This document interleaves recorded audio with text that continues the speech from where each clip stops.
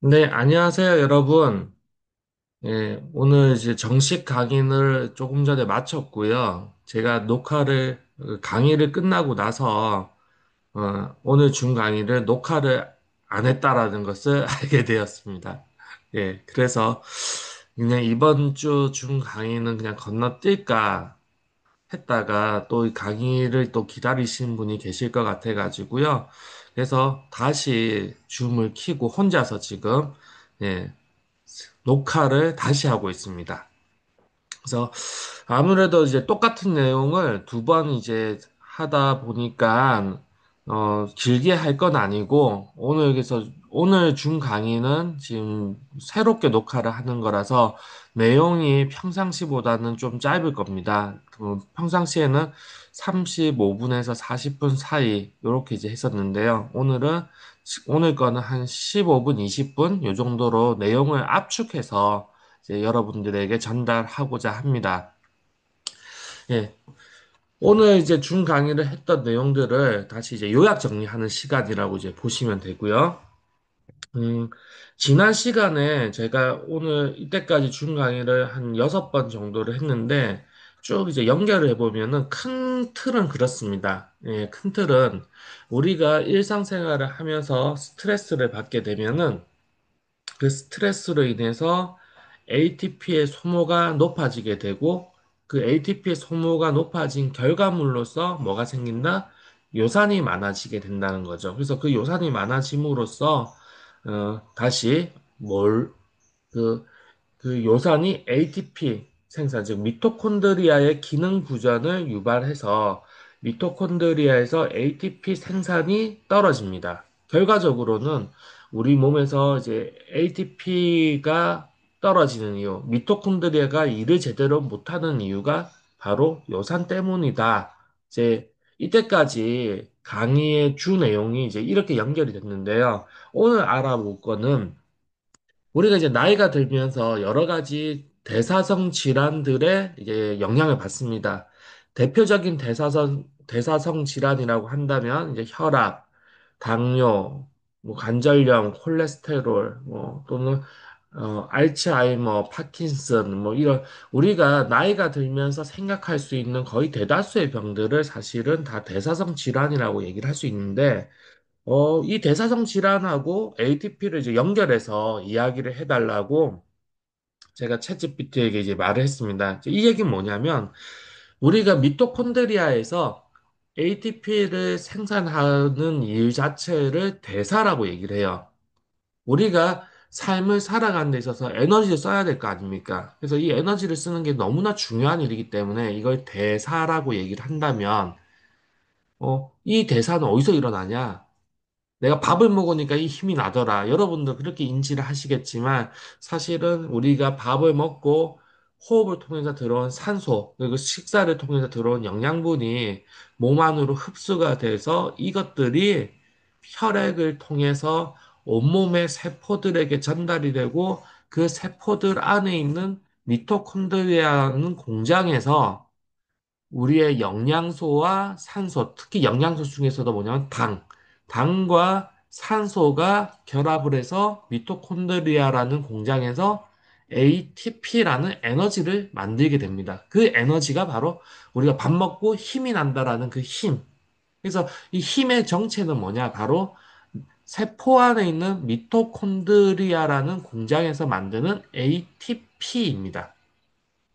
그래서 이 ATP를 만드는 거를 너무나 우리가 살아가는 데 있어서 중요한 일이다라고 해서 대사라고 얘기하죠. 그러면 대사성 질환이라는 거는 바로 이 대사에 무슨 문제가 생겨서 나타난 질환이다. 이렇게 되는 거죠. 대사라는 게 ATP를 만드는 거였으니까 대사성 질환이라는 거는 다시 얘기하면 ATP를 생산하는 것에 문제가 생겼다. 그리고 그 문제가 생겨서 일어나는 어떤 현상들이 있을 겁니다. 그 현상을 우리는 대사성 질환이라고 이야기한다. 자, 여기까지 이해되셨죠? 그럼 이걸 가지고 이제 챗GPT에서는 이제 어떻게 설명을 했는지를 조금 알아보니까, 예, 대사성 질환은 일반적으로는 탄수화물, 지방, 단백질 등의 영양소 대사에 이상이 생겨서 발생하는 질환을 말한다.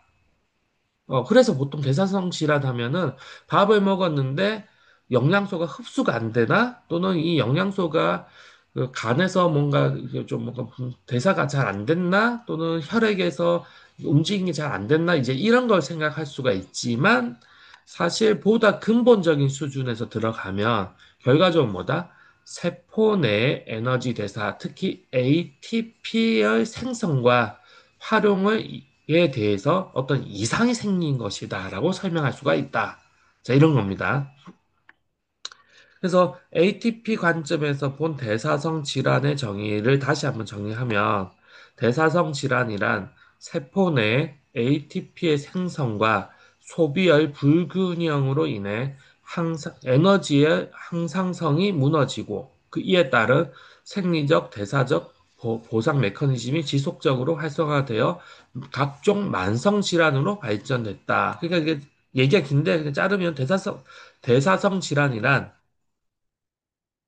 ATP 생성과 소비의 불균형.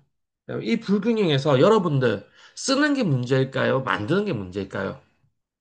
그쵸? 만드는 게 문제죠. 쓰는 건 아무 지장이 없습니다. 여러분, 이거 ATP는 세포간에서는 뭐라는 돈이라고 얘기해요. 화폐입니다, 화폐. 우리가 일상생활에서 돈을 쓰듯이 우리 몸 안에서 세포들도 돈을 쓰고 사는데 그 돈의 이름이 뭐예요? 에너지, ATP인 겁니다. 여러분들이 밖에서 생각해 보세요. 돈을 쓰는 게 문제가 생깁니까? 아니면 돈을 버는 게 문제가 됩니까? 여러분들의 돈의 씀씀이에 대해서 문제가 생겼다. ATP 대사에 있어서 어떤 이상이 생겼다라고 했을 때 돈을 버는 게 이상이 문제가 생긴 거예요? 돈을 쓰는 거에 문제가 생긴 거예요? 돈은 없어서 못 쓰죠. 돈을 쓰는 거에 문제가 생기지는 않습니다. 돈을 버는 거에 문제가 생기는 거죠. 네, 우리가 살아가면서 겪게 되는 모든 문제는 쓰는 거가 아니라 버는 거예요. 만드는 겁니다. 여기서도 에너지의 생산이 문제가 생겼기 때문에 생산량이 줄어들었기 때문에 쓸 때는 많은데 돈 쓸 때 얼마나 많습니까? 먹고 싶은 거, 자고 싶은 거, 갖고 싶은 거, 사고 싶은 거, 뭐 쓸 때 엄청나게 많아요. 그런데 돈을 버는 게 한정적이야. 또는 심지어 벌던 거에서 줄어들었어. 그럼 어떻게 해요? 소비를 줄여야 되겠죠. 결국은 생성과 소비의 불균형이라는 건요. 에너지 생성, ATP의 생성에 문제가 생겼다는 뜻이에요. 에너지 생성에. 그리고 그렇게 문제가 생겼습니다. 그러면 이제 소비를 줄여야 될 거 아닙니까? 쓰는 걸 줄여야 되겠죠. 만든 게 작아졌으니까. 소비를 줄입니다. 그러면 불편해지죠. 왜 불편해요? 소비를 줄이는 게. 여러분 지금 당장 쓰고 있는 거 있잖아요. 한 달 용돈은 뭐 예를 들어서 100만 원 쓰고 있다. 50만 원 줄여보세요. 안 불편합니까? 택시 타야 될 거, 타고 다니던 거, 버스 타고 다니고, 스마트폰 뭐, 무제한 데이터 쓰다가 와이파이, 아니, 알트폰 써야 되고, 용돈이 줄어들면 그렇게 뭔가 바뀌잖아요. 생활이 불편해지지 않습니까? 네, 돈이라는 건요, 인생에 있어서 모든 문제를 다 해결해 줄 수는 없겠지만, 하지만 확실한 건 뭐냐면요, 돈이 많으면 편리해져요. 돈이 없으면 좀 불편해집니다. 그건 맞아요. 우리 몸도 마찬가지예요. ATP가 많으면은 여러분들이 쓰는데 아무 문제가 없습니다. 그러니까 내가 힘이 넘쳐 흐른다. 아침부터 저녁까지 막 일을 하고 에너지 써고 돌아다녀도 병이 안 걸려요. 근데 에너지 생산, ATP의 생성이 문제가 생겼을 때, 그럼 뭐냐? 그 생산량에 맞춰서 소비량을 줄여야 되기 때문에 불편한 게 생긴단 말이에요. 줄어든 것만큼의 그 소비를 줄여야 되니까, 그러니까 균형을 맞춰야 되죠. 여기서 이제 얘기한 게 불균형이라는 게 그 균형이 안 맞다는 거예요. 생산과 소비가 안 맞기 때문에 균형을 맞추는데 어디에 맞춰줍니까? 줄어든 생산량에 소비량을 맞춰줘야 돼요. 그러면 그, 그 전에 어떤 소비를 하고 있던 그 항상성이 무너졌다는 얘기죠. 그리고 새로운 소비 패턴이 만들어지는데 그 새로운 소비 패턴이 불편하다는 거야. 그 불편한 거 여러분들 뭐라 그러냐면은 그걸 만성질환, 병이라고 얘기하는 거예요. 되게 단순합니다. 그래서 병리학적으로는 혈압이 올라갔다, 콜레스테롤 수치가 높아졌다, 혈당이 네, 높아졌다, 뭐 염증 수치가 높아졌다 이렇게 얘기할 수 있지만 그게 높아진 이유는 뭐냐? 단순하죠. ATP가 줄어들었기 때문이에요. 그래서 이 혈압, 당뇨, 고지혈증, 관절염, 뭐 이런 모든 질병들을 전부 다 ATP가 줄어들어서 불편해진 증상. 이렇게 얘기하기 때문에 그걸 대사성 질환이다라고 이야기한다. 이 얘기입니다. 자, 오늘 설명 좋죠? 네, 두 번째 녹화를 하고 있어서 그렇습니다. 자, 그래서 병원에서 얘기하는 어떤 이 병리적 증상이라는 거는 결국은 ATP의 항상성 유지를 실패했기 때문이다라고 있고요. 그러면 우리가 지난번 저 강의 때 했던 거죠. ATP가 왜 줄어들었습니까? 미토콘드리아의 기능이 떨어졌기 때문에. 미토콘드리아 기능은 왜 떨어졌습니까? 스트레스를 받았기 때문에. 스트레스를 받으면 왜 미토콘드리아 기능이 떨어집니까? 예, 스트레스를 받으면 요산이 많이 생기고 요산이 많아지면은 미토콘드리아의 기능이 떨어지고 미토콘드리아 기능이 떨어지면서 ATP량이 떨어지고 ATP량이 떨어지면서 요산은 더 많이 생기고 이 얘기를 지난번에 했죠. 네, 기억이 나실지 모르겠지만 했습니다. 모르시는 분들은 앞에 준 강의를 다시 듣고 오세요. 거기에 나옵니다. 그렇기 때문에 결과적으로 그 또 요산이 많아진 것이 다시 또 ATP를 떨어뜨립니다. 그래서 결국 우리 몸의 대사성 질환은 전부 근본 원인은 뭡니까? 스트레스죠. 스트레스를 받으면 병이 생긴다라는 말이 이렇게 나온 건데 그 과정을 봤더니 스트레스를 받으니까 요산이 많아지고 요산이 많아지니까 미토콘드리아에서 ATP 생산량이 줄고 ATP 생산량이 줄니까 병이 생겼다. 이렇게 된 거예요. 그럼 우리가 이 병에서 탈출을 하려면 어떻게 해야 될까요? 그렇죠. 대사량을 높이면 되는 거죠. 대사량을 높이면. 대사량을 높이면 됩니다. 그러면 이 대사성 질환이라는 게 우리가 지금 겪게 되는 모든 병이랑 다 연계되는 게 맞는 거냐? 이제 이런 걸 확인해 보기 위해서 제가 챗GPT에게 우리가 노화되면서 겪게 되는 모든 질병을 다 대사정치라고 할 수 있지 않냐, 이제 이렇게 물어봤습니다. 그랬더니, 예, 이 챗GPT에서는 우리가 노화와 함께 겪는 거의 모든 질병을 대사성 질환으로 해석할 수가 있다. 그리고 특히 ATP 관점에서 봤을 때는 대사적 이상, 즉 ATP에 문제가 생겼다라는 것을 봤을 때는 이것을 모든 질병을 더욱더 통합적이고 근본적으로 설명이 가능하다. 그러니까 모든 질병의 근본적인 설명이 가능한 게 바로 ATP, 에너지라는 겁니다. 그러니까 이게 맞다라는 거죠. 자, 그래서 이걸 왜 대사정치라고 얘기하냐면은, 자, 노화를 하면서 겪게 되는 현상이잖아요. 그 노화라는 건 말 자체가 무슨 말이냐? 노화라는 말 자체가 에너지의 생산과 활용의 효율이 떨어졌다는 얘기거든요. 그래서 노화라는 말 자체가 다시 얘기하면 세포의 에너지 대사 시스템이 떨어지는 거다. 다시 얘기하면 에너지의 생산 능력이 떨어지는 거다. 그래서 생성보다 소비가 많아서 결국은 이게 뭔가 구조가 안 맞아지니까 소비를 줄인다라는 거죠. 소비를 줄이니까 어떤 병이 생긴 거죠. 그 병적인 상태를 뭐라 그런다? 노화라고 얘기하니까 결국은 노화의 본질은 ATP의 항상성의 붕괴다. 즉, ATP의 생산량이 줄어든 거다. 자, 이렇게 얘기한다라는 거예요.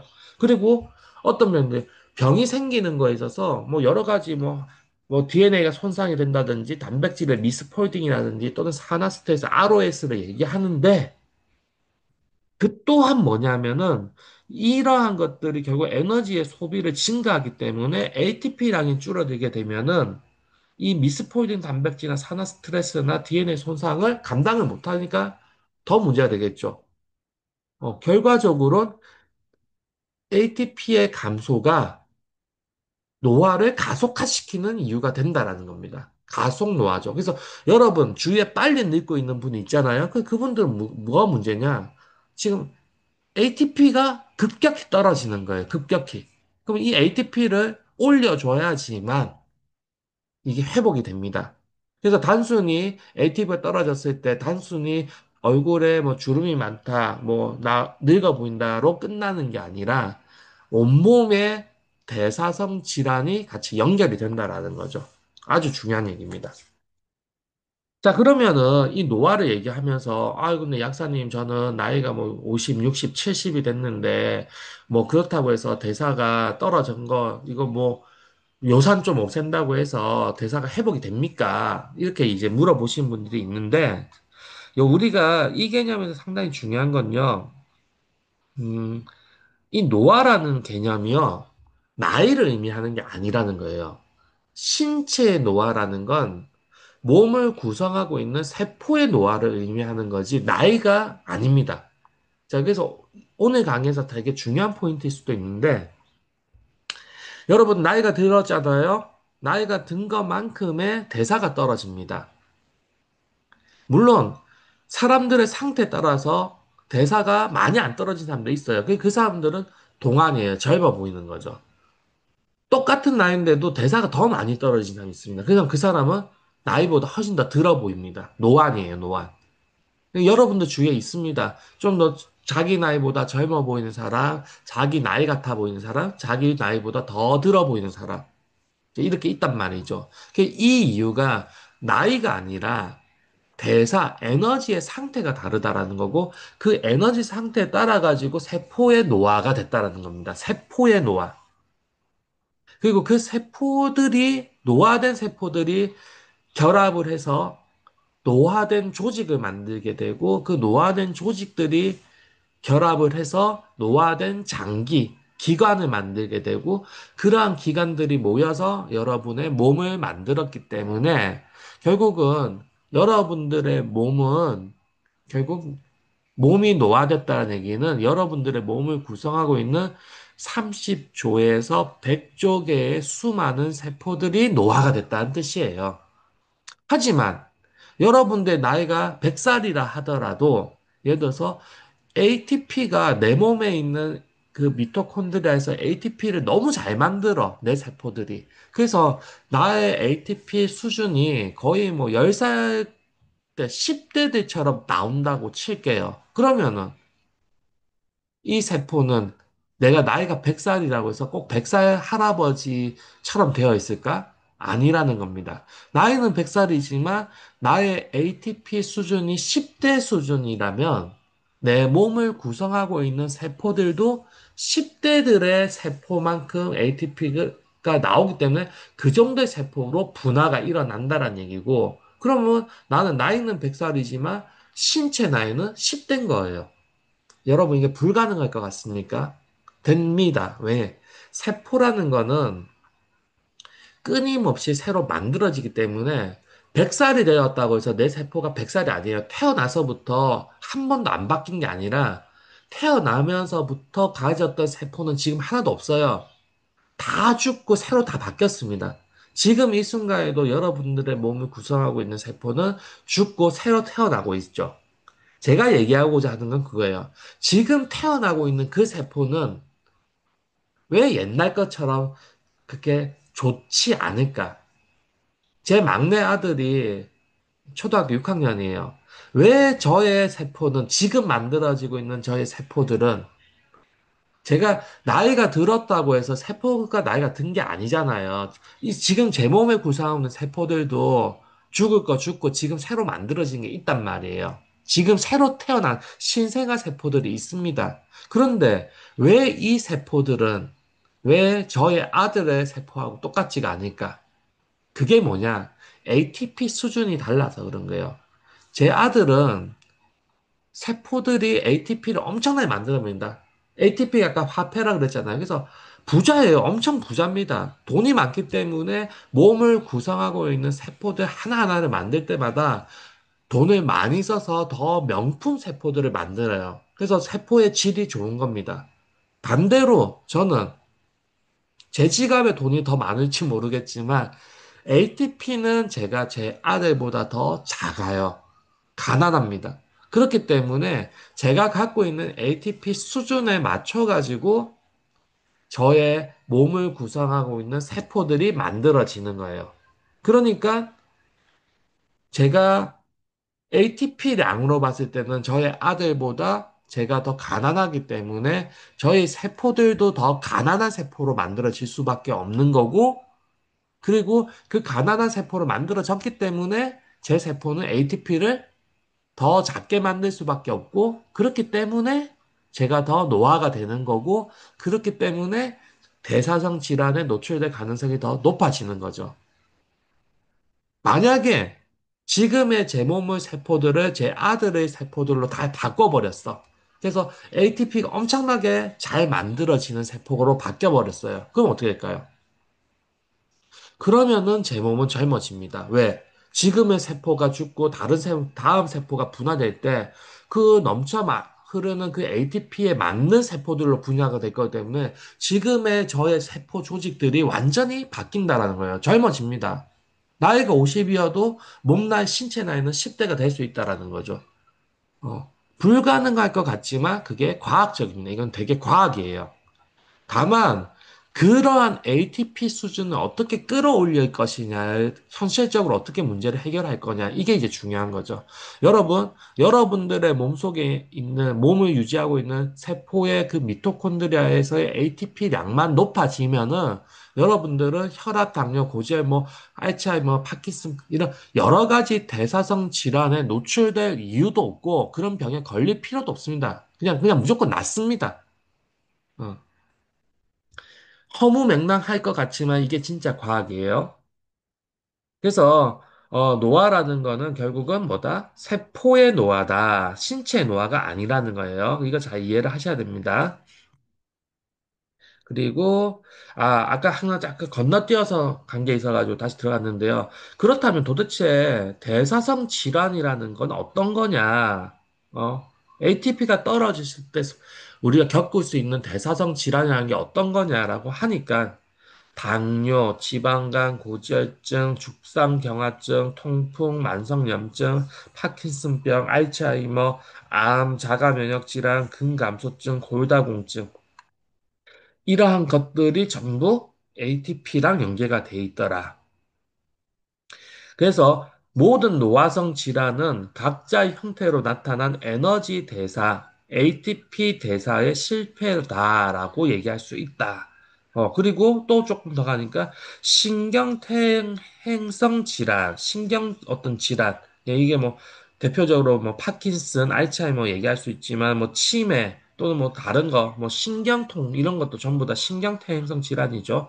그리고 이제 암, 그리고 심혈관 질환, 자가면역 질환, 노인성 질환 모두가 다 대사성 질환의 스펙트럼 안에 다 있다. 결국은 우리 인간이 살아가면서 겪을 수 있는 거의 대부분의 질병들이 전부 뭐다? 대사성 질환이고 이거는 대사가 실패 결과, 즉 ATP의 생산이 떨어졌기 때문에 일어난 결과이기 때문에 ATP의 생산만 높아지면 다 해결이 된다.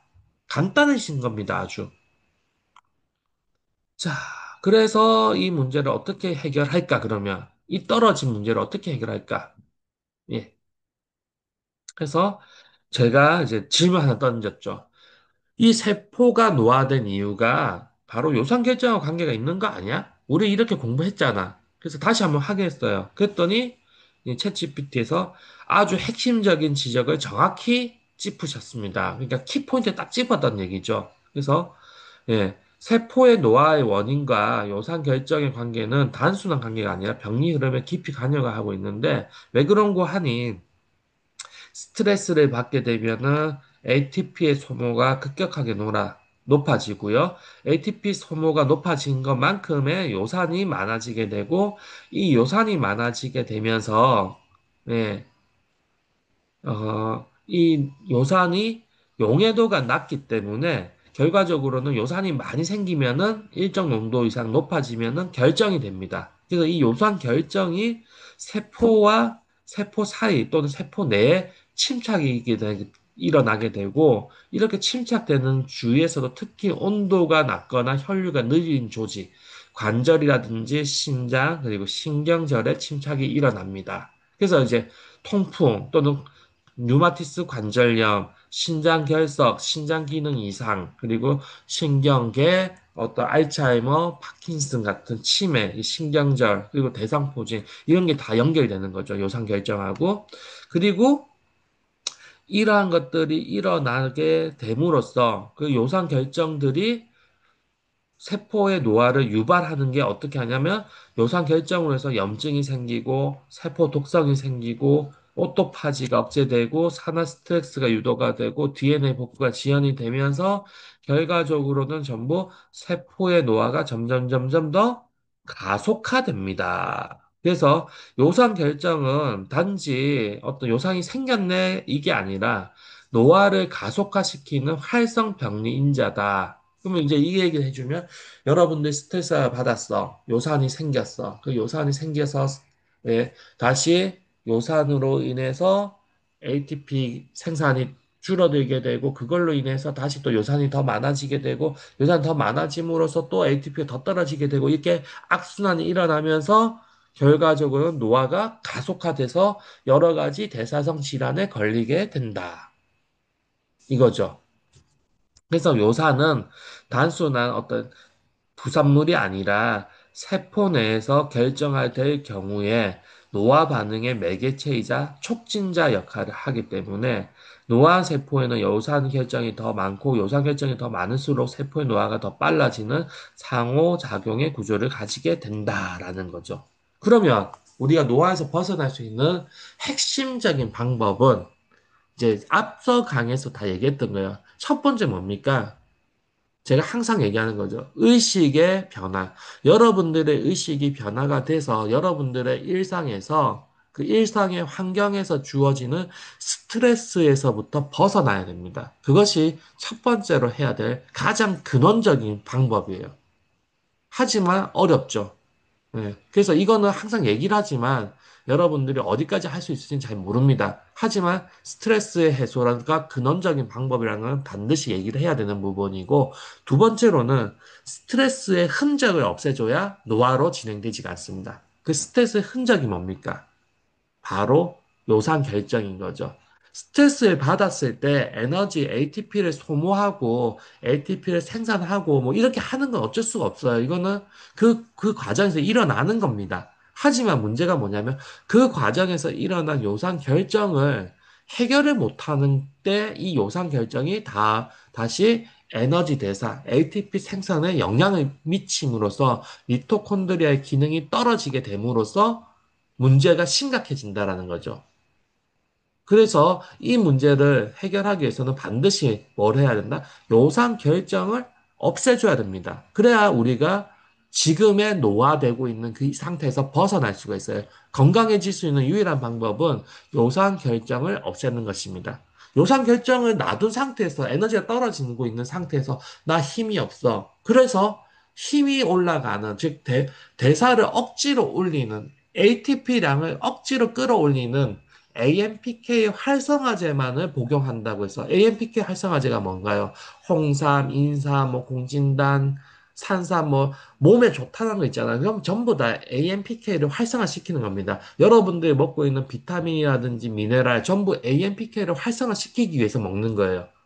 AMPK 조효소로 다 들어가기 때문에 결과적으로 우리가 기운이 없어 ATP가 떨어졌어. 이때 나 힘이 이거 먹었더니 힘이 나더라. 참 좋더라. 라는 거는 전부 에너지를 올리는 건데 그렇게 에너지를 올려가지고는 마치 뭐냐 자동차에서 사이드 브레이크가 걸려 있는 상태에서 브레이크가 밟혀 있는 그런 상태에서 차가 안 나간다고 그 상태에서 가속 페달을 계속 밟아가지고 악셀레이터만 밟아가지고 차가 와 하면서 나가긴 나가는데 뭔가 이상하죠. 완전히 망가지겠죠. 그런 거라는 거예요. ATP가 생산이 안 되는 이유를 해결해주면 저절로 ATP 생산은 더 잘 될 거고, 그 ATP 생산이 더 잘 되는 걸 조금 도와주기 위해서 AMPK를 활성화시키는 제품을 먹을 수는 있겠지만, ATP를 생산하는 거를 그 떨어지게 되는 그 이유, 요산 결정을 없애지 않고서 그걸 놔둬서 브레이크가 계속 걸려 있는 상태에서 가속 페달만, 악셀레이터만 밟았다고 해서 될 문제는 아니라는 거예요. 오히려 그건 몸의 균형 자체, 항상성 자체, 대사의 항상성 자체가 더 크게 망가질 수가 있다라는 겁니다. 아시겠죠? 그래서 여러분들 지금 당장 먹고 있는 비타민, 미네랄, 뭐 몸에 좋은 것들은 일단 중지하시고요. 뭐부터 하셔야 되느냐? 요상 결정부터 없애줘야 됩니다. 그럼 이 요상 결정은 어떻게 없앨 것이냐? 제가 항상 휴식을 얘기합니다. 근데 휴식을 하면 왜 이게 없어지냐? 이거는 이제 다음번 강의 때 말씀을 드릴 거예요. 그리고 휴식을 나는 취하고 싶은데 잘 안 되는데 어떻게 할까요? 그러면 이제 제가 개발한 제품이 도움을 주겠죠. 그게 왜 도움을 주는지도 다음 시간에 얘기할 겁니다. 오늘 강의는요, 핵심 그거예요.